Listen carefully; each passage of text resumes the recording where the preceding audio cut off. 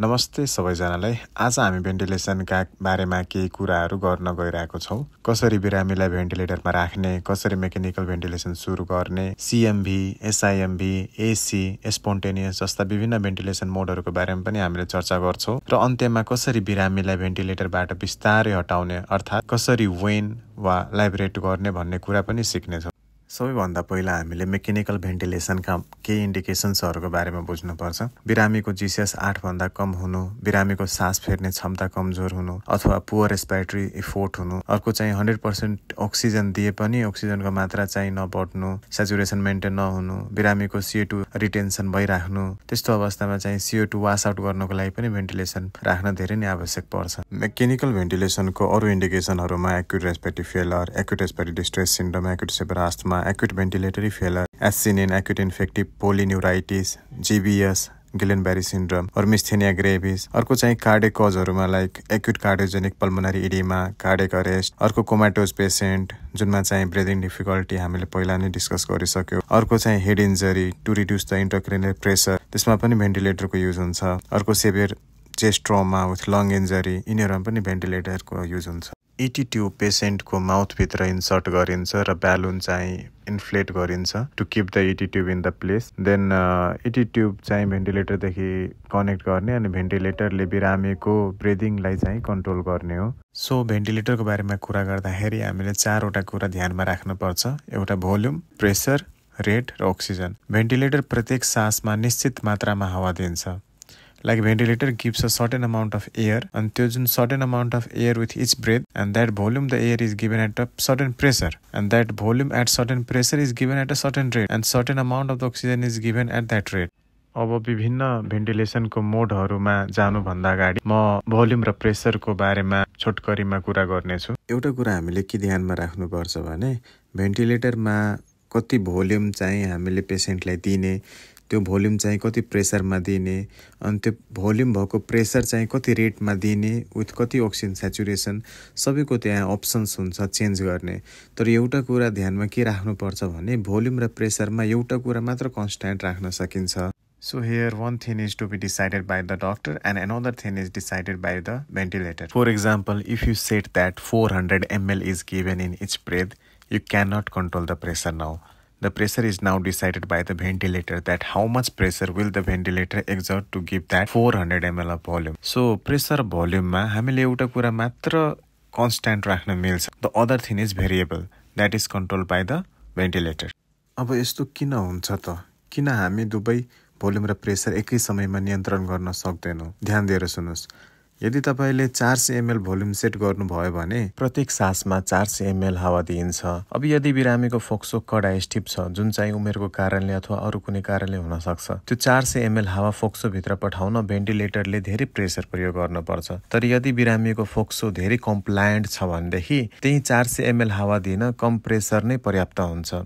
ठिक यस्तै उल्टो पनि हुन्छ। अब यदि तपाईले निश्चित प्रेसर सेट गर्नुभयो भने त्यो प्रेसरले कति भोल्युम दिन सक्छ भन्ने कुरा भेन्टिलेटरले नै डिसाइड गर्छ। So if you set a constant volume, the pressure is to be decided by the ventilator and if you set the constant pressure, the volume is to be decided by the ventilator. So अब volume र प्रेसरको बारेमा हामीले यो relation जानिसकेपछि हामीले यो relation चाहिँ मोड of भेन्टिलेसनमा प्रयोग गर्नेछौँ। विभिन्न भेन्टिलेसनको मोडहरूमा जानुभन्दा अगाडि म भोल्युम र प्रेसरको बारेमा छोटकरीमा कुरा गर्नेछु। एउटा कुरा हामीले के ध्यानमा राख्नुपर्छ भने भेन्टिलेटरमा कति भोल्युम चाहिँ हामीले पेसेन्टलाई दिने, त्यो भोल्युम चाहिँ कति प्रेसरमा दिने, अनि त्यो भोल्युम भएको प्रेसर चाहिँ कति रेटमा दिने विथ कति अक्सिजन स्याचुरेसन, सबैको त्यहाँ अप्सन्स हुन्छ चेन्ज गर्ने। तर एउटा कुरा ध्यानमा के राख्नुपर्छ भने भोल्युम र प्रेसरमा एउटा कुरा मात्र कन्स्ट्यान्ट राख्न सकिन्छ। So here one thing is to be decided by the doctor and another thing is decided by the ventilator. For example, if you said that 400 ml is given in each breath, you cannot control the pressure now. The pressure is now decided by the ventilator that how much pressure will the ventilator exert to give that 400 ml of volume. So pressure volume मा हामीले एउटा कुरा मात्र constant राख्न मिल्छ। The other thing is variable that is controlled by the ventilator. अब यस्तो किन हुन्छ त? किन हामी दुवै भोल्युम र प्रेसर एकै समयमा नियन्त्रण गर्न सक्दैनौँ? ध्यान दिएर सुन्नुहोस्। यदि तपाईले 400 ml भोल्युम सेट गर्नुभयो भने प्रत्येक सासमा 400 ml हावा दिइन्छ।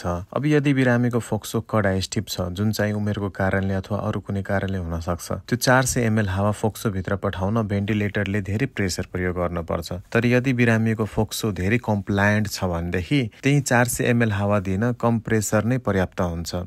ठिक यस्तै उल्टो पनि हुन्छ। अब यदि तपाईले निश्चित प्रेसर सेट गर्नुभयो भने त्यो प्रेसरले कति भोल्युम दिन सक्छ भन्ने कुरा भेन्टिलेटरले नै डिसाइड गर्छ। So if you set a constant volume, the pressure is to be decided by the ventilator, and if you set the constant pressure, the volume is to be decided by the ventilator.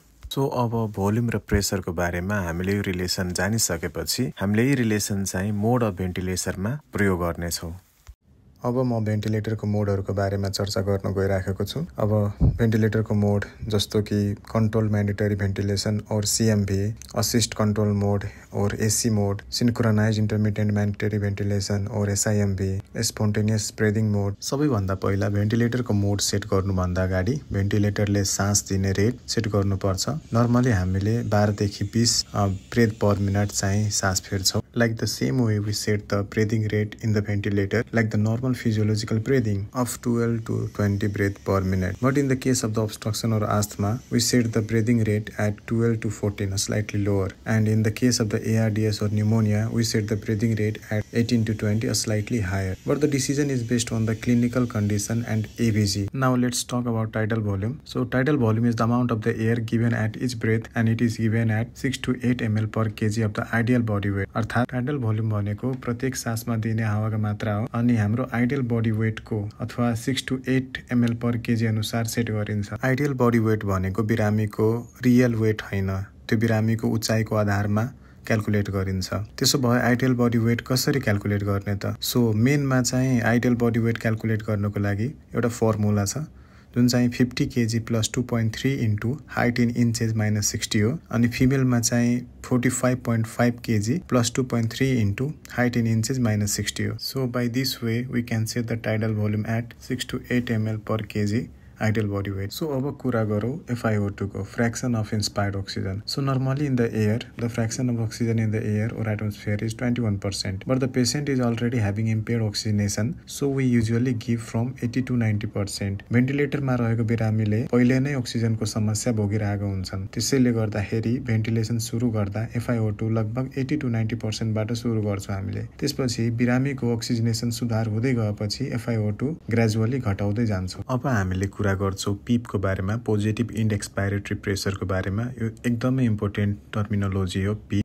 So positive end expiratory pressure is the pressure exerted by the ventilator at the end of the expiration to keep the alveoli slightly open. जब बिरामीले सास फेर्छ अथवा एक्सपिरेसन गर्छ, फोक्सोबाट हावा बाहिर निस्किँदा एल्भेलाई collapse हुन थाल्छ। तर पीपले एक्सपिरेसनको अन्त्यसम्म एल्भेलाई कोल्याप्स हुन दिँदैन, त्यसैले एल्भेलाई हल्का खुलेको अवस्थामा राख्छ। If you let the alveoli collapse at the end of the expiration, it would be difficult for ventilator to again open this alveoli and more pressure will be exerted. So to avoid that we keep the PEEP with certain amount of pressure to prevent the alveoli from collapse. We usually set the PEEP at 5 cm of water. So in ARDS, acute respiratory distress syndrome मा हामी PEEP बढाउँछौँ, किनकि ARDS मा एल्भेलाई भित्र fluid भरिएको हुन्छ र हामी त्यो एल्भेलाई खुलेको अवस्थामा राख्न चाहन्छौँ। त्यसको लागि PEEP चाहिँ आवश्यक पर्छ ताकि एल्भेलाई कोल्याप्स नहोस्। तर न्युमोथोराक्स र इन्क्रिज्ड इन्ट्राक्रेनियल प्रेसरमा PEEP घटाइन्छ, किनकि PEEPले थोरासिक प्रेसर अझ बढाउँछ, जसले न्युमोथोराक्स झन् बिगार्छ,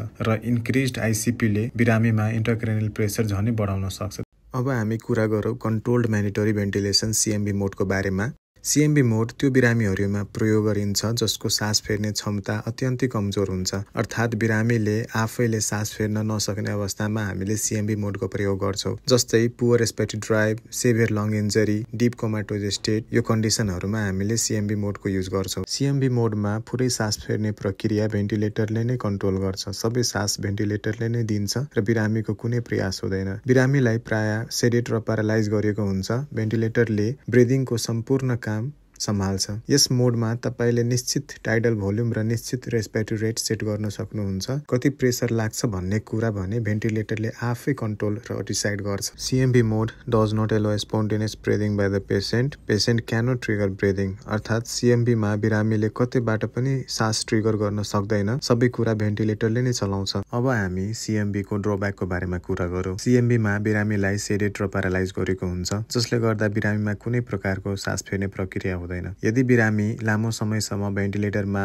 अथवा ICU मा धेरै दिनसम्म बस्यो भने रेस्पिरेटरी मसलको एट्रोफी हुन्छ, जसले गर्दाखेरि लङ्सको सास फेर्ने मसल्सहरूको कमजोरी हुन जान्छ। त्यसै गरी यदि निश्चित टाइडल भोल्युम सेट गरिएको छ र त्यो भोल्युम दिन कहिलेकाहीँ धेरै प्रेसर आवश्यक पर्न जान्छ भने भेन्टिलेटरले अतिरिक्त प्रेसर दिनुपर्छ, जसले गर्दाखेरि एल्भेओलाईमा क्षति पुर्याउन जान्छ र एल्भेओलाई बस्ट अथवा ब्यारोट्रोमा हुने जोखिम चाहिँ बढ्छ।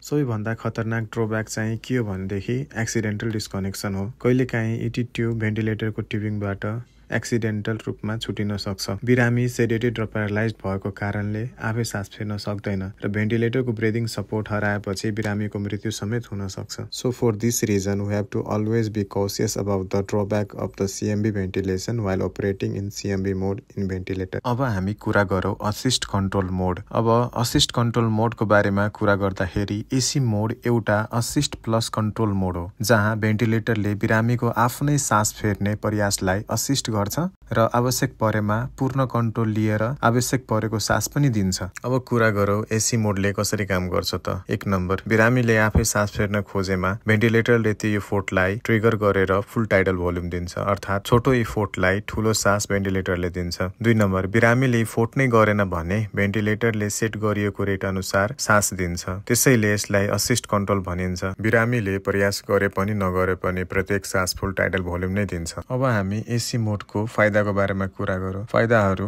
बिरामीले सानो इफोर्ट गरे पनि पूर्ण सास पाइन्छ, वर्क ब्रिदिङ गर्छ। अर्को फाइदा, सास प्रसास स्थिर राख्न सजिलो गर्छ। अर्को फाइदा, CO2 रेगुलेसन राम्रो गर्छ। अर्को फाइदा, भेन्टिलेसन सुरु गर्दा सबैभन्दा सेफ र सामान्य मोड भनेको यही AC मोड नै हो। अब कुरा गरौँ AC मोडका नुकसान अथवा ड्रब्याकको बारेमा। बिरामी छिटो छिटो सास फेर्दा भेन्टिलेटरले हरेक सासमा फुल भोल्युम नै दिन्छ, जसले गर्दाखेरि हाइपरभेन्टिलेसन अथवा रेस्पिरेटरी अल्कालोसिस हुन सक्छ। अर्को बेफाइदा, फुल टाइडल भोल्युम हरेक सासमा दिइने भएकोले फोक्सोमा ओभर डिस्टेन्सन, ब्यारोट्रोमा अथवा भोलोट्रोमा हुने जोखिम बढ्छ। अर्को, ट्रिगर सेन्सिटिभिटी गलत सेट भएमा अटो ट्रिगरिङ हुन सक्छ, जसले गर्दाखेरि हाई रेस्पिरेटरी रेट देखिन सक्छ। हामीले पहिला कुरा गरेको जस्तै in mechanical ventilation you can control either volume or pressure, not both. So in AC mode you can have volume controlled AC, BCAC and pressure controlled AC, PCAC. Usually volume control AC mode नै बढी प्रयोग गरिन्छ, तर केही बिरामीमा pressure control AC मोड पनि प्रयोग हुन्छ। Volume control set गर्दा भोल्युम त स्थिर रहन्छ, तर त्यो भोल्युम फोक्सोमा पुर्याउन आवश्यक प्रेसर भने भेन्टिलेटरले आफै बढाउँछ। यदि त्यो प्रेसर धेरै नै बढ्यो भने हाई पिक प्रेसर अलार्म बज्छ। यो किन हुन्छ त? भेन्टिलेटरले भन्छ तिमीले सेट गरेको भोल्युम दिन मैले धेरै प्रेसर लगाउनु पर्यो। फोक्सो वा ब्रिदिङ सर्किटमा पक्कै पनि केही समस्या हुनुपर्छ। So high peak pressure alarm बज्नुको कारणहरू, भेन्टिलेटर ट्युबमा पानी वा सेग्रेसन जमा हुनु, पानी कफले ट्युब न्यारो बनाउँछ, भोल्युम दिन भेन्टिलेटरले धेरै प्रेसर दिन पर्छ, त्यसकारण पिक प्रेसर बढ्छ। अर्को कारण इन्डोट्र्याकल ट्युबमा अवरोध हुनु, कफ रगत फोल्डिङ, ETT किङ, बिरामीले ETT चेउ गर्नु, बिरामी कोमाटोज वा डिपली सेडेटेड हुँदा कफ रिफ्लेक्स हराउनु, bronchospasm, patient ventilator asynchrony. So peak pressure alarm आएपछि के गर्ने त? भेन्टिलेटरबाट सुरु गरेर पेसेन्टतिर हेर्ने, machine tubing patient, ventilator tubing check गर्ने, ETT ट्युबिङ चेक गर्ने, for the kink, blockage, chewing, airway suction गर्ने, कफले भरिएको छ कि, चेस्ट अस्कल्टेसन गर्ने, bronchospasm, unilateral decreased air entry check गर्ने। यी ब्रोन्कोस्पाजम छ भने वी निड टु गिभ ब्रोन्कोडाइलेटर्स। याद राख्नुहोस्, भोल्युम सेट छ, प्रेसर बढेको छ भने केही न केही रेजिस्टेन्स भएको छ। हाई पिक प्रेसर अलार्मलाई कहिले इग्नोर नगर्नुहोस्। So today we are diving into a crucial mode of mechanical ventilation, that is SIMV, synchronized intermittent mandatory ventilation. Simply put, SIMV in the ventilator mode that help patient transition off the machine. It is fundamentally a weaning off mode. So SIMV mode is basically weaning off mode, a mode you are trying to take the patient out from the ventilator. Now let's talk about the shift in control. Think back to AC mode or assist control mode, where the ventilator was completely in control of ventilator. So delivering a full breath for every trigger. In SIMB, the dynamic changes. The control shifts, the patient tries to breathe, and the ventilator's job is to simply help them. So in CMB AC mode, the control was in the ventilator. But in SIMB mode, the patient tried to breathe and the ventilator will help the patient. Now in SIMB mode, you set up a constant volume, rate, and ventilator see whether the patient breathes or not. Now let's talk about how SIMB mode works. Here is how the synchronization works. We set a guaranteed volume and a minimum rate. The ventilator watches the patient's breathing pattern. When the patient takes a breath, their first breath or their second breath, the ventilator may remain silent. It is letting the patient use their own muscles, that is respiratory muscles. So in short, even the patient triggers the breath, the ventilator is not giving any breath. Patient takes the second breath, ventilator not giving the breath. Now let's talk about the mandatory breath, the synchronized part. But the ventilator has a minimum job to do. It must maintain a certain rate, certain oxygenation and CO2 level. So when the third breath or the next scheduled breath comes along, the ventilator says, okay, I have to maintain this rate, and it delivers the full set volume of air. This is the mandatory breath. Crucially delivers it synchronized with the patient's effort. Back to a spontaneous, then the ventilator steps back. It let the patient breathe once more, perhaps twice more on their own. After some time, it will give another mandatory volume pushed breath. Now let's come to summary and waning. So SIMB is the mode where the patient gets to exercise their breathing muscle. It is the mode where the ventilator only helps some time and in a synchronized way, allowing us to gradually decrease the mandatory rate until the patient is ready to breathe completely on their own. So in summary, the ventilator delivers preset tidal volume at a preset rate. It allows a spontaneous breathing between mandatory breath. Spontaneous breaths may be pressure supported. Less sedations is required. SIMB is used to wean the patient from CMB or assist control mode.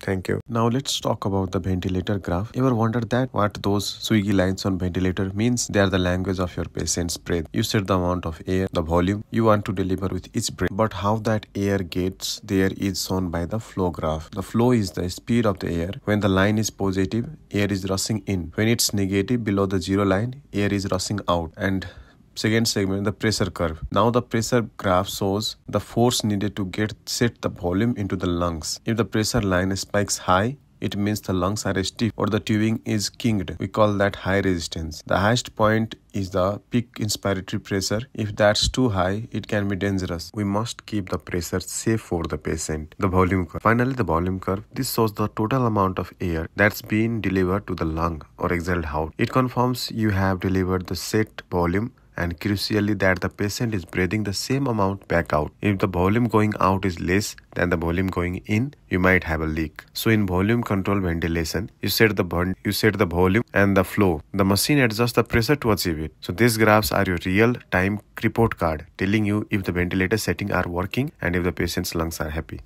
Now let's talk about the pressure control ventilation or PCV. Normally we start with volume control mode. We set a fixed tidal volume, for example 400 ml, and the ventilator delivers that exact volume with every breath. But here's the problem. Some patients have very stiff lungs, especially in case of ARDS, pulmonary fibrosis, or severe pneumonia. When lungs are stiff, they are difficult to inflate. So to push in that fixed 400 ml, the ventilator must use very high pressure. That's when you start seeing high peak pressure alarm like 35, 40 or even 45 centimeter of water. High pressures can damage the alveoli, ruptures them, and cause barotrauma. This can lead to pneumothorax, subcutaneous emphysema, or sudden desaturation of the patient. So in this patient, volume control becomes unsafe. Let's understand this with an example of ARDS patient. Let's say you set tidal volume of 400 ml and the ventilator is using 42 centimeter of water pressure to deliver that volume. Alarm is ringing, and this means the lungs are too stiff and you are hurting them. Here you must switch to pressure control mode. So actually what happened in PCV mode? In pressure control, you set a maximum pressure, for example 22 centimeter of water. The ventilator will never exceed that pressure. Now with that pressure limit, the ventilator tries to give air, and whatever the volume the lung accept will depends on the patient's lung compliance. In other words, instead of fixing the volume, you fix the pressure and the volume becomes variable here. This prevents further lung injury. Let's talk about second example, severe pneumonia. In severe pneumonia, lungs are full of secretions, inflamed, inflamed and heavy. If you give a fixed 450 ml in volume control, pressure shoots up to 38 to 40 centimeter of water. Switching to PCV allows you to cap the pressure at 20 to 22 centimeter of water, protecting the lungs. Yes, the delivered tidal volume may be lower, like 280 to 320 ml, but safety comes first. You then adjust PEEP, FiO2 and rate to maintain oxygenation. So in summary,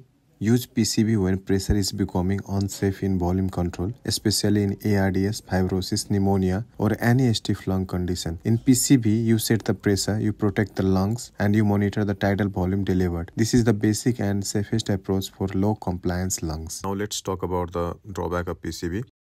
So imagine the situation: the patient suddenly develops secretions in the airway or bronchospasm, or the ET tube gets kinked or partially blocked.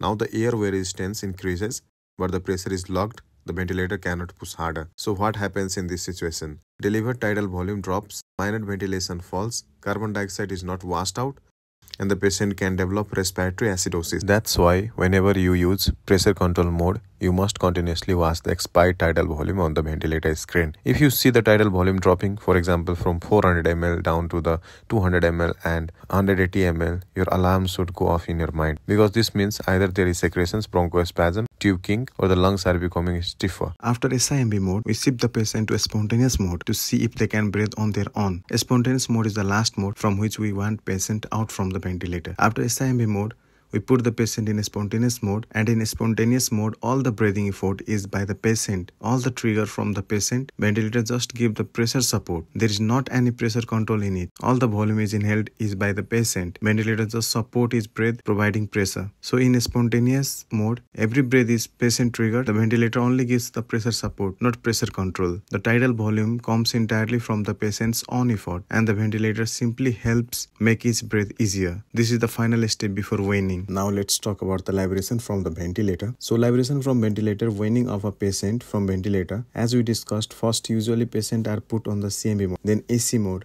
then shifted to SIMB mode, then lastly into the spontaneous mode. Slowly and gradually we lift off the sedation and we try to put the patient in a spontaneous mode. We give a trial that whether the patient able to breathe or not. We do several ABGs regularly and check the pH is greater than 7.35, PCO2 less than 45, and PO2 60 to 80. That means that the ABGs are fine and we are ready to go, and the patient is doing well, that the patient can be taken off from the ventilator. You can also check the mental status, check the secretions, that whether the patient will be able to breathe if we take the patient out from the ventilator. So in summary, weaning follows a structured pathway: CMB to AC to SIMB, and finally to spontaneous. For the spontaneous breathing trial, with sedations lifted, we confirm adequate respiratory drive and check ABGs: pH greater than 7.35, PaCO2 less than 45, and PO2 60 to 80 on low FiO2. If mental status, airway protection and secretions are acceptable, the patient is ready for extubation. And this brings us to the end of the mechanical ventilation series. Follow for more critical care content. Stay updated, and thank you for watching.